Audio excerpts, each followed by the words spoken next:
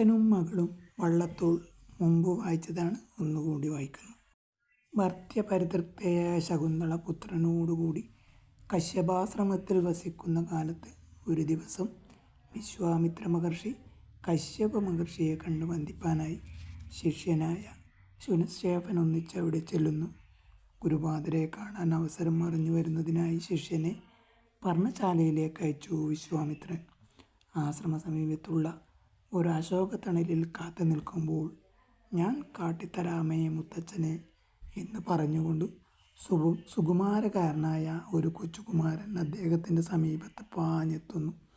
ബാലൻ്റെ മുഗ്ധഭാവത്താൽ ആകൃഷ്ടനായി തീർന്ന മഹർഷി അവനെ വാരിയെടുത്ത് ലാളിക്കുവാൻ തുടങ്ങുന്നതിനിടയിൽ അമ്മേ ഞാനിതാ എന്ന് കുട്ടി വിളിച്ചു പറഞ്ഞത് കേട്ട് പെട്ടെന്നൊരു തന്വങ്കി ആ രംഗത്തിൽ പ്രവേശിക്കുന്നു.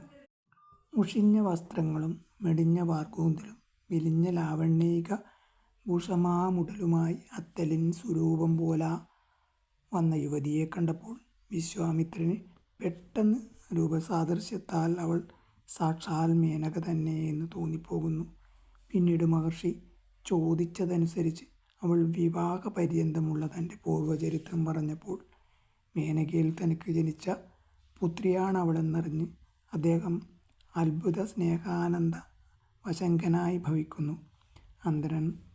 അനന്തരം അവളുടെ കുശലവർത്തമാനങ്ങൾ അന്വേഷിച്ചപ്പോൾ ഭർത്താവായ ദുഷ്യന്തനാൽ പരിതൃപ്തയാണവൾ എന്ന് അറിയുകയാൽ പെട്ടെന്ന് അദ്ദേഹത്തിൻ്റെ ഭാവം പകരുന്നു.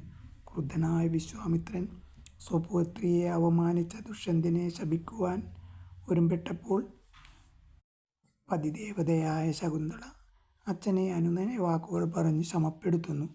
അങ്ങനെ ശാന്തകോപനായി പ്രസന്നനായി തീർന്ന വിശ്വാമിത്രൻ അചിരേണ ഭർത്തസമാഗമം ഉണ്ടാകട്ടെ എന്ന് അനുഗ്രഹിച്ച് മകളെ ആശ്വസിപ്പിക്കുകയും ചെയ്യുന്നു.